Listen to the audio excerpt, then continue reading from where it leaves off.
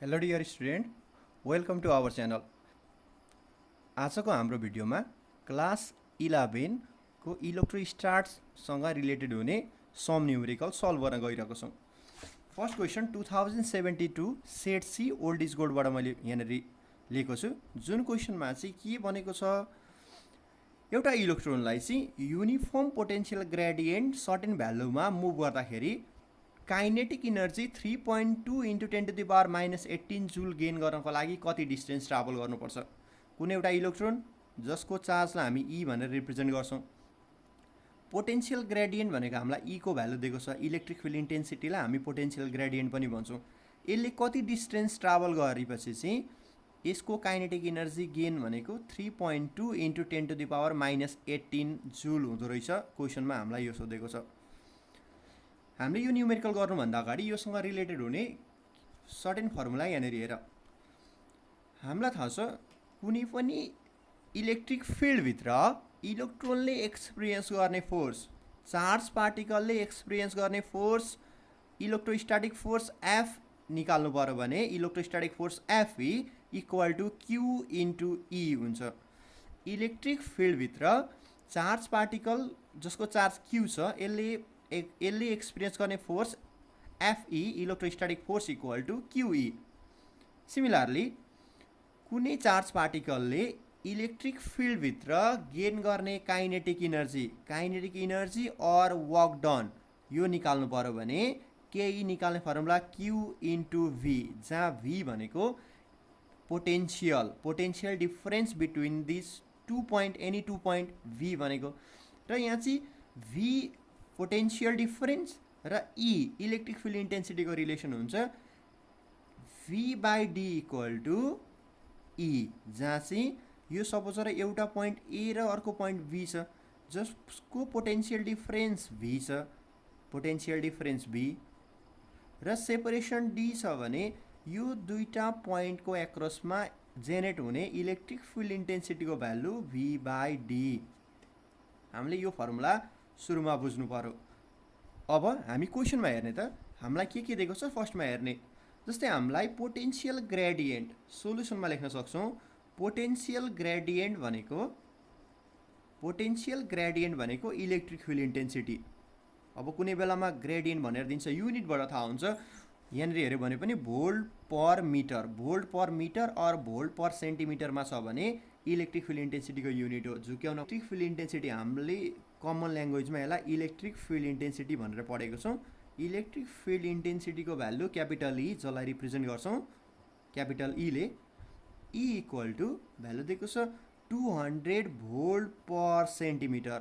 हामीलाई यसै युनिटमा लानु पर्यो भने 200 भोल्ट पर सेन्टिमिटरलाई मिटरमा लान 1/100 मिटर। अब 100 माथि जाँदो रहेछ र 212,340 100 माथि गएपछि यसको युनिट आउँछ भोल्ट पर मिटरमा। अब अर्को दिएको छ हामीलाई काइनेटिक इनर्जी गेन। इलेक्ट्रोनले गेन गरेको kinetic energy K E equal to kinetic energy gain equal to 3.2 into 10⁻−18 joule. अब हामीले के बुझ्नु पर्यो, we know kinetic energy gain by the electron. Kinetic energy gain निकाल्नु पर्यो भने फर्मुलामा क्यू इन्टु भी हुन्छ, क्यू इन्टु भी। तर हामीलाई इलेक्ट्रोनको चार्ज क्यू इक्वल टु, हामी इलेक्ट्रोनलाई त ई भनेर लेख्छौँ, त्यही भएर क्यूको ठाउँमा अब ईले रिप्लेस गर्छौँ जसको भ्यालु ई इन्टु भी भयो। अर हामीलाई सोधेको छ कति डिस्टेन्स ट्राभल गर्नुपर्छ, हामीलाई ई दिएको छ तर यो क्वेसनमा त भी चाहिएको छ। त्यसो भए मैले काइनेटिक इनर्जी गेन दिएको छ क्वेसनमा हामीलाई 3.2 into 10⁻−18 joule. E charge of the electron 1.6 into 10⁻−19 र भी भनेको यो फर्मुलाबाट हेऱ्यौँ भने भी इक्वल टु के लेख्न पाउँछौँ हामी, V equal to E into D. त्यसो भए मैले यहाँबाट लेख्न सकेँ भीको ठाउँमा E into D. E electric field intensity, D भनेको दुईटा पोइन्टको सेपरेसन। यहाँ लेख्ने since V equal to E into D. अब भ्यालु सब्स्टिट्युट गर्ने 3.2 into 10⁻−18 equal to 1.6 into 10 to the power minus 19 into electric field इन्टेन्सिटीको भ्यालु दिएको छ हामीलाई 20000 इन्टु डी भनेको अननोन जसको भ्यालु हामीले सल्भ गरेर जाँदैछौँ। यसलाई सल्भ गरेर हेर्ने यसको भ्यालु आउँदो रहेछ 3.2 into 10 to the power minus 18 by 1.6 into 10 to the power minus 19 into 240 D. Therefore, the distance between the points इलेक्ट्रोनले ट्राभल गर्नुपर्ने दुईटा पोइन्टको डिस्टेन्स जसले चाहिँ kinetic energy 3.2 into 10 to the power minus 18 supply गर्छ इलेक्ट्रोनलाई, यसको भ्यालु सल्भ गरेर आउँदो रहेछ into 10 to the power minus 3 metre. यति डिस्टेन्स ट्राभल गरिसकेपछि 1 मिलिमिटर ट्राभल गरेपछि इलेक्ट्रोनले 3.20,000 भोल्ट पर मिटर भएको इलेक्ट्रिक फिल्ड इन्टेन्सिटीमा गेन गर्ने काइनेटिक एनर्जीको value 3.2 into 10 to the power minus 18 जुल हुँदो रहेछ। Okay, now move to the second question. जुन क्वेसन एक्जामको लागि इम्पोर्टेन्ट छ। यसमा 2069 को क्वेसन सेट ए मा जस्तै यसमा हामीलाई दुईटा चार्ज पार्टिकल दिएको छ जसको भ्यालु चाहिँ Q1 1 into 10 to the power minus 6 kolam र सेकेन्ड चार्ज नेगेटिभ अपोजिट टाइपको चार्ज दिएको छ जसको भ्यालु चाहिँ -4 into 10 to the power minus 6 kolam दिएको रहेछ। यो दुईटाको सेपरेसनलाई मैले आर लेखेँ जसको भ्यालु 2 मिटरमा छ भने अब यो चार्जले सेटअप गर्ने इलेक्ट्रिक फिल्डभित्र कहाँनिर चाहिँ नेट इलेक्ट्रिक फिल्डको सम 0 हुन्छ अर नल पोइन्ट कहाँ निस्किन्छ भनेर सोधेको छ। अब हामीले दुईटा चार्जलाई रिप्रेजेन्ट गर्नु पर्यो भने यहाँ Q1 जसको म्याग्निट्युड छ +1 into 10 to the power minus 6 coulomb smaller charge र अर्को चार्ज Q2 जसको म्याग्निट्युड चाहिँ -4 into 10 to the power minus 6 छ charge.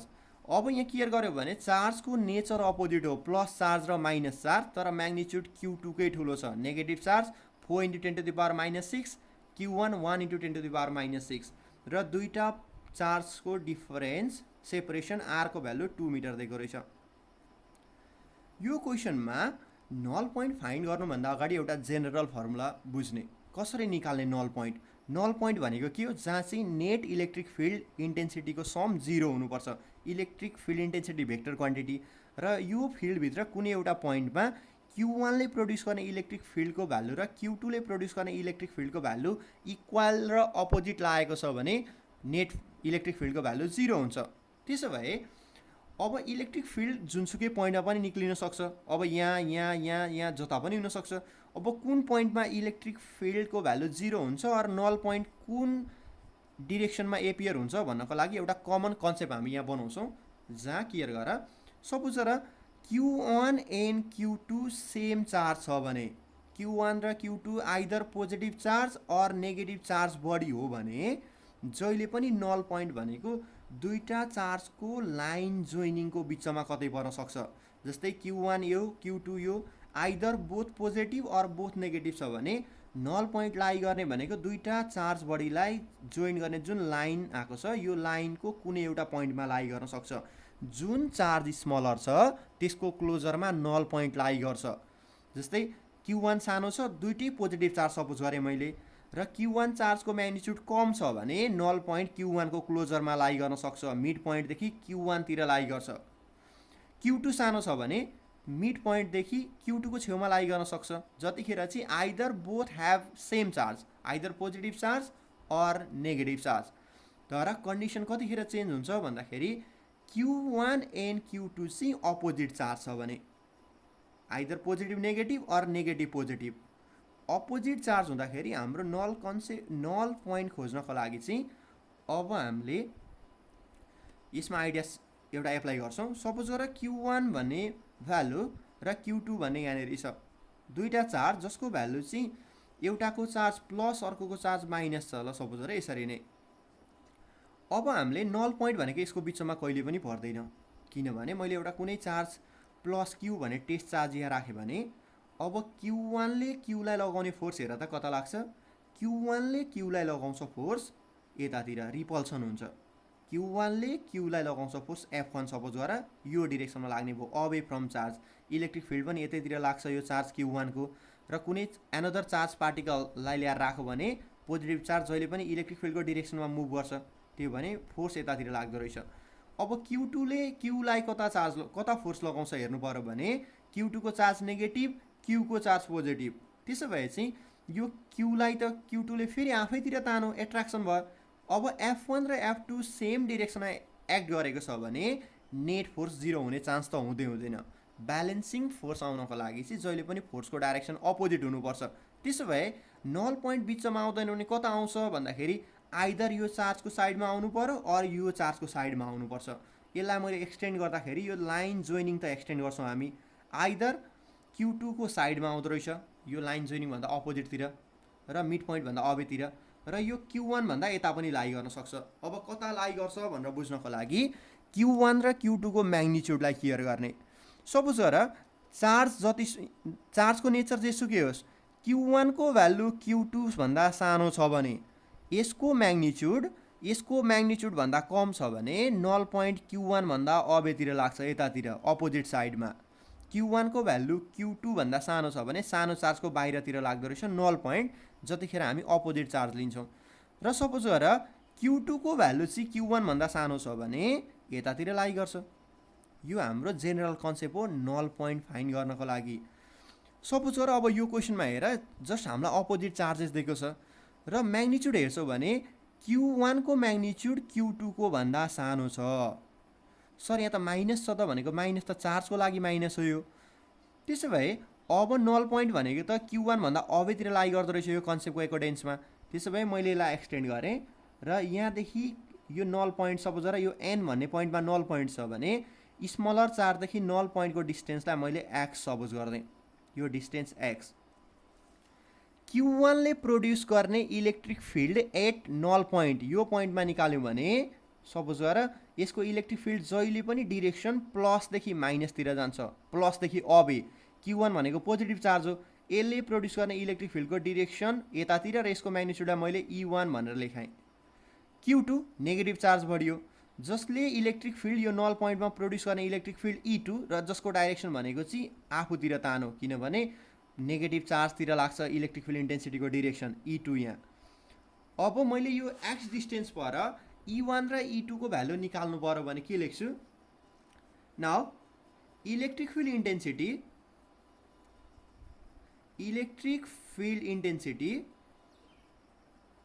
Intensity due to point charge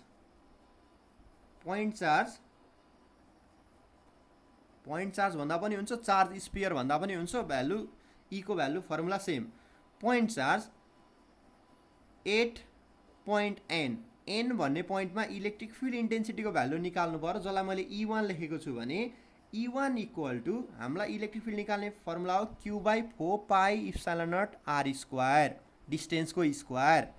अब यसको लागि हेर, यो Q1 र N को डिस्टेन्स भनेको x छ, चार्ज Q1 छ, त्यसो भए E1 को भ्यालु लेख्न पाइयो हामीले चार्ज बाई 4πε0 डिस्टेन्सको स्क्वायर। Q1 देखि N सम्मको डिस्टेन्स भनेको त x छ, त्यसो भए x²। इक्वेसन नम्बर 1 मैले यसलाई सपोज गरेँ। And electric field intensity I due to point charge, यसमा Q1, यो Q1 ले गर्दाखेरि यसमा चाहिँ पोइन्ट चार्ज Q2 और चार्ज बढी Q2 8 पोइन्ट N भन्ने पोइन्टमा। अब मलाई इलेक्ट्रिक फिल्ड इन्टेन्सिटी सेकेन्ड चार्जले गर्दाखेरि Q2 चार्जले गर्दाखेरि प्रोड्युस हुने इलेक्ट्रिक फिल्ड इन्टेन्सिटीको भ्यालु निकाल्नु छ भने फर्मुला त same, E2 equal to Q2 charge by 4πε0 डिस्टेन्सको स्क्वायर। त्यसो भए चार्ज Q2 देखि यो N भन्ने सम्म पोइन्टको डिस्टेन्स निकाल्नु पर्यो भने यहाँसम्म R र यहाँसम्म X भनेपछि R प्लस X को होल स्क्वायर हुँदो रहेछ। यसलाई इक्वेसन नम्बर 2 लेखेँ। अब मैले के बुझ्नु पर्यो भन्दाखेरि नल पोइन्ट भनेको के हो? नल पोइन्ट भनेको चाहिँ जुन पोइन्टमा टोटल चार्जले गर्दाखेरि क्रिएट हुने इलेक्ट्रिक फिल्डको नेट सम भनेको 0 हुनु पर्यो। त्यसो भए मैले एट नल पोइन्ट N भन्ने नल पोइन्टमा E1 र E2 इलेक्ट्रिक फिल्ड इन्टेन्सिटीको मैले टोटल इलेक्ट्रिक फिल्ड इन्टेन्सिटी जोड्नु पर्यो भने नेट भ्यालु आउनु पर्दो रहेछ 0। E1 इक्वल टु के हुनु पर्दो रहेछ? Minus E2। दुईटा इलेक्ट्रिक फिल्ड इक्वल र अपोजिट डिरेक्सनमा छ भने नेट त 0 हुने भइहाल्यो।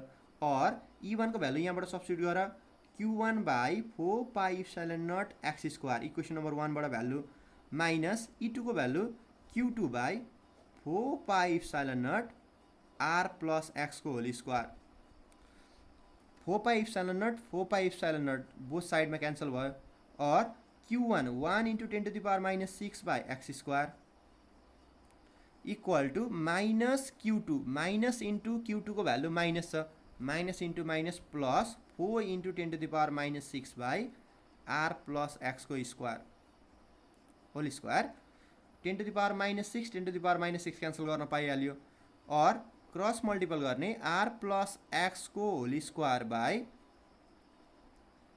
एक्स स्क्वायर इक्वल टू यो साइड में जम्मा रहँदो रहेछ 4 और अब डिस्टेंस भनेको भ्यालु यसमा डिस्टेंस को भ्यालु नेगेटिभ नहुने भएर मैले डाइरेक्टली यसमा प्लस हामीलाई डिस्टेंस निकाल्नु छ डिस्टेंस त कहिले पनि नेगेटिभ हुँदैन डिस्प्लेसमेन्ट नेगेटिभ हुने हो त्यसो भए मैले स्क्वायर रुट बोथ साइडमा लिए भने taking square root on both side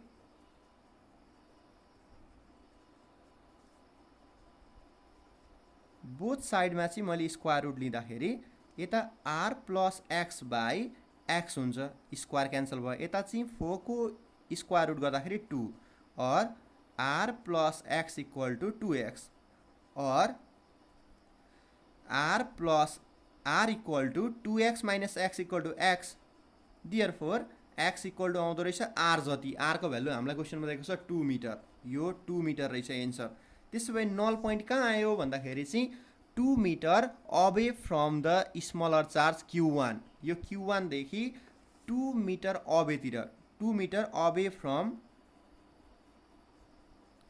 Q1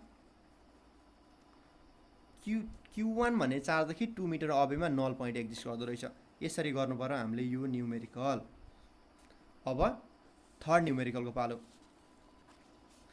जसमा हामीलाई दिएको छ दुईटा चार्ज पार्टिकल जसको चार्ज इक्वल छ Q2 इक्वल चार्जेस मिन्स दुईटैको चार्जलाई मैले Q र Q सपोज गरेँ र दुईटाको डिस्टेन्सलाई R डिस्टेन्स मैले सपोज गरेँ यो दुईटा चार्जेसलाई भ्याकुममा R डिस्टेन्स अवे राख्दाखेरि यसमा हामीलाई सिचुएटेड 50 सेन्टिमिटर अपार्ट भनेको छ यहाँ R को भ्यालु हामीलाई 50 सेन्टिमिटर और 0.5 मिटर प्रोभाइड गरेको छ फोर्स को भ्यालु दिएको रहेछ हामीलाई 0.1 न्यूटन दुईटा इक्वल चार्जलाई 2 इक्वल चार्जेसलाई भ्याकुममा प्लेस गराउँदाखेरि जसको डिस्टेन्स चाहिँ 0.5 मिटर अपार्टमा सेपरेसन गराउँदाखेरि यो दुईटा चार्ज पार्टिकलमा लाग्ने फोर्स कोलम फोर्सको भ्यालु 0.1 न्यूटन गिभन रहेछ त्यसो भए हामीलाई थाहा छ यो केस 1 को लागि हुँदैछ किनभने फेरि सेकेन्ड केसमा यसलाई कुनै इन्सुलेटिङ मिडियममा लगेर प्लेस गराउँछौँ र यसको डिस्टेन्स फेरि फाइन्ड गर्नु छ केस 2 मा फर्स्ट केस सुरुमा डिस्कस गरिहाल्ने यहाँ हामीलाई थाहा छ फ्रम कोलम्स ल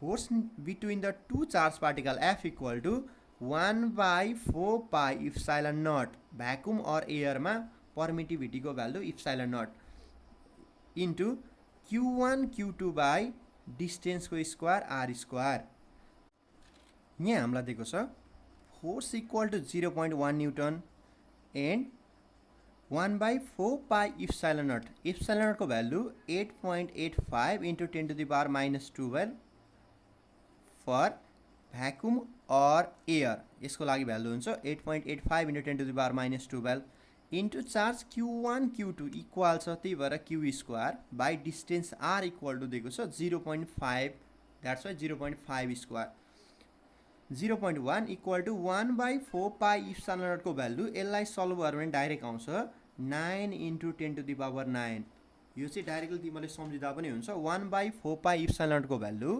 9 into 10 to the power 9 into Q square by 0.5 whole square or यसलाई सल्भ गरेर हेर्ने 0.1 इन्टु 0.5 को square divide by 9 into 10 to the power 9 यसले दिँदो रहेछ हामीलाई Q स्क्वायर को भ्यालु यसलाई सल्भ गरेर हेरौँ Q स्क्वायर इक्वल टू हुँदो रहेछ यसको value 2.78 into 10 to the power minus 12 kolam square तिमीहरूलाई इन्डिभिजुअल चार्ज Q को भ्यालु फाइन्ड गर्नु छ भने यसलाई स्क्वायर रुट गरेर निकाल्न पनि सक्छौ तर यस क्वेसनमा चाहिँ हामीलाई डाइरेक्टली क्यू इन्डिभिजुअल सोधेको छैन, त्यही भएर म यसलाई नै इक्वेसन नम्बर 1 पुट गर्दैछु। यो भ्यालु चाहिँ फेरि क्यू स्क्वायरको भ्यालु सेकेन्ड केसमा पनि एप्लिकेबल हुन्छ।